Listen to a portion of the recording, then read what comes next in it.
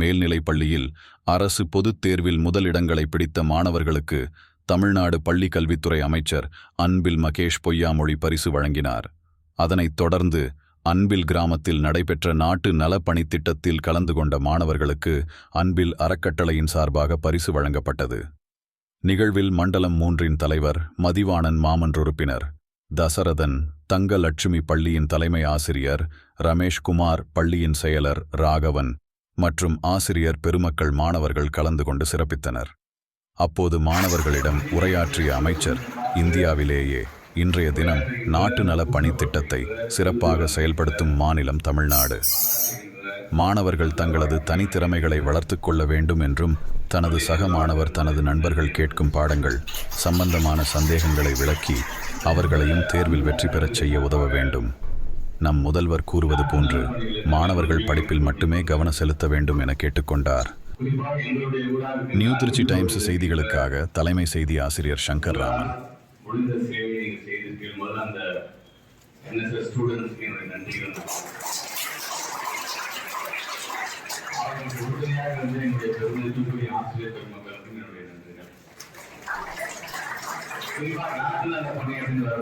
இந்தியாவிலேயே சிறப்பாக செயல்படுத்தக்கூடிய ஒரு மாநிலம் எது என்று சொன்னால் தமிழ்நாடு தான். இந்த பெருமையை பார்த்தீங்கன்னா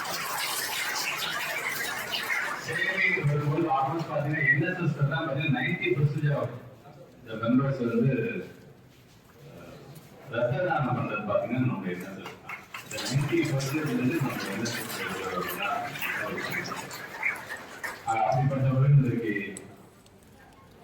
ஒவ்வொரு பகுதியாக தத்தெடுத்து உங்களுடைய வேலையை செய்கின்ற அந்த வகையில் நீங்க அன்பிலையும் நீங்க தத்தெடுத்து அந்த பணியை நீங்க செய்திருக்கிறீர்கள். அதுக்கு என்னுடைய பாராட்டுகளை எங்களுடைய இந்து அறக்கட்டளை சார்பாக நான் தெரிவித்துக் கொள்கிறேன். அதிகப்படியான மதிப்பெண்கள் இன்னைக்கு நம்முடைய தம்பி ஆசிப் கான் அவர்கள் படித்த பள்ளி கொடுத்து மிகப்பெரிய பெருமை என்று நீங்க சிஐடிஸ் நீங்க படிச்சுட்டு இருக்கிறாங்க. இது போன்று நாமும் படிக்க வேண்டும், நல்ல ஒரு கல்லூரிக்கு செல்ல வேண்டும் என்கின்ற எண்ணத்தை முதலில் நாம் ஒவ்வொருத்தரும் நம்முடைய மனதில் உறுதியாக பதிவு செய்ய வேண்டும். அதே நேரத்தில் கல்வி என்பது அழியாத செல்வம். அந்த செல்வத்தை வளர்த்திருக்க வேண்டிய மிகப்பெரிய ஒரு கடமை என்பது மனிதருக்குமே உண்டு. பேரறிஞர் அண்ணா சொன்னது போல இந்த செல்வம் என்பது ஏதோ காட்டிலேயோ சுரங்கத்திலேயோ ஒளிந்து கிடக்க கூடாது.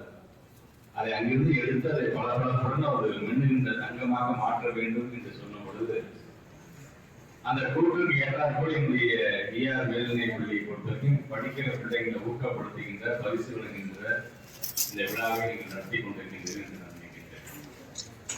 பிரான்ஸ் நாட்டினுடைய தத்துவ சொல்வார், கல்வி என்பது பார்த்தீங்கன்னா இயற்கையானதாக இருக்க வேண்டும், நேச்சுரலா இருக்கணும் சொல்றாரு. தனி மனித கல்வியாக இருக்கணும், இண்டிவிஜுவலா நாம எப்படி படிக்கிறோம் அப்படிங்கிறது.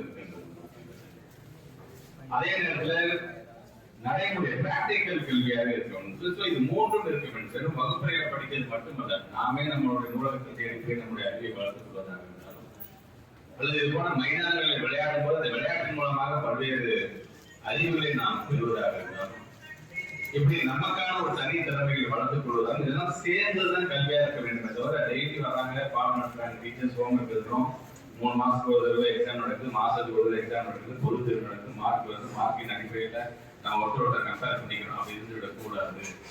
மதிப்பெண்கள் அவசியம் தான், ஆனால் மதிப்பெண்கள் மட்டுமே ஒருவருடைய வாழ்வில் மதிப்பீடு செய்யாது. தனித்தன்மையும் நீங்கள் வளர்த்துக் கொள்ள வேண்டும். ஆனால் பல படிப்பட்டு நான் போகும்போது சொல்லும் பொழுது எல்லாரும் 100 வாங்க முடியாது. ஆனா அந்த பிள்ளைகளுக்கு குறைவான மதிப்பெண் பெற்றிருந்தாலும் அந்த குழந்தைகளுக்கு ஒரு தனி திறமை இருக்கும். அந்த திறமையின் மூலமாக 100 வாங்கின மாணவர்கள் சமமாக மதிக்கப்படுவான் இந்த சமுதாயத்தில் என்று சொல்லும் பொழுது, என் படிப்புல எனக்கு இது வருது, இது ஸ்ட்ராங்கா வருது, என்னால படிக்க முடியுது, மென்மேலும் என்னோட முயற்சி நான் செஞ்சுட்டே இருப்பேன். அதே நேரத்தில் எனக்கு பேஷனே இந்த விளையாட்டு பிடித்திருக்கின்றது, எனக்கு பேஷனா எனக்கு நல்ல கவிதையத்தை பிடித்திருக்கிறது என்று சொன்னால் தயவுசெய்து அதை தவிர்த்து விடாதீர்கள். அதையும் சேர்த்து கொண்டு போகணும். அகாடமிக் ஸ்டடிஸ் முக்கியம் தான். அதே நேரத்தில் உங்களோட தனித்திறமை நீங்கள் வளர்த்துக் கொள்ள வேண்டும். ஒரு பள்ளிக்கூடம் என்பது நான் அடிக்கடி சொல்றேன், வகுப்பறையில் சொல்வது மட்டுமல்ல, விளையாட்டு மைதானம் நமக்கு பல்வேறு அறிவுகளை அறிவுரைகளை நமக்கே தெரியாம நம்ம பல்வேறு விதமான அறிவுரை சொல்லி தரக்கூடியது. கலை பண்பாட்டு திருவிழா நம்ம கொண்டு வரணுமா, பிள்ளைகள் பாடத்திற்கு பிள்ளைங்க பாருங்க, கவிதை தெரிஞ்ச பிள்ளைங்க கவிதை எழுதுங்கள், நடனம் ஆட தெரிஞ்ச நடனம் ஆடுங்கள், பேச்சு போட்டியில கலந்து கொள்ள முடியும்னா பேச்சு போட்டியில் சொல்றதுக்கு காரணம் இதெல்லாம் உங்களை அறியாமல் உங்களுக்கான ஒரு தன்னம்பிக்கையை வழங்கும். அந்த தன்னம்பிக்கையை வழங்குவது ஆட்டோமேட்டிக்கா நீங்க பார்த்தீங்கன்னா உங்களோட படிப்புல உங்களை அதிகப்படியான கவனத்தை வளர்ச்சி செலுத்த முடியும். ஆக இந்த வயது என்பது நம்ம மாண்பு தமிழ்நாட்டு முதலமைச்சர் அடிக்கடி சொல்றது மாதிரிதான் படிப்புல மட்டுமே கவனம் செலுத்துங்க. நிறைய டிஸ்ட்ராக்ஷன்ஸ் இருக்குது, இல்லைன்னு சொல்லல. இன்னைக்கு இருக்கிற குழந்தைகளுக்கான சேலஞ்சஸ் வேற எந்த இடத்துலயும் வந்தது. எங்களுக்கு அந்த மாதிரி சேலஞ்சே கிடையாது. டிஸ்ட்ராக்ஷன் ஆகிட்டு மேக்ஸிமம் போனா நாங்கள் வெளில போய் கிரிக்கெட் ஆடிட்டு இருப்போம். டிவியில ஒரே ஒரு சேனல் இருக்கும், அவ்வளவுதான். மொபைல் போனா நம்ம கிடையவே கிடையாது. அப்ப எங்களுடைய வேலை என்பது டீச்சர் சொல்லக்கூடிய அந்த ஹோம்ஒர்க் எழுதி தருவோம். திங்கட்கிழமை வந்தா நம்ம கரெக்டா டீச்சர் திட்டுவாங்க, அடிவாங்க, நல்ல பிள்ளைங்க நடந்ததுன்னு நினைப்போம். அதோட பண்ணுது. ஆனா உங்களுக்கு நிறைய சேலஞ்சஸ் இருந்துச்சு. மொபைல் போன்ல நீங்க உலகத்தை நீங்க பாக்குறீங்க. பல்வேறு சேனல்ஸ் இருந்துச்சு, பல்வேறு விளையாட்டுகள், பல்வேறு டிவியில உட்காந்து நம்ம பார்த்துட்டு நம்ம. ஸோ இப்படி ஒரு டிஸ்ட்ராக்ஷனா கடந்து நீங்க படிக்கிறீங்க அப்படின்னா ரியலி நீங்க தான் கிரேட். நீங்க அதை ஒதுக்கி வைத்துட்டு இது என்னோட படிக்கிற வயசுப்பா, நான் படிக்கிற கவனம் செலுத்துறப்பா நீங்க முழு பண்ணிருக்கீங்க அப்படின்னா உங்க அழைச்சிட்டு யாராவது முடியாது.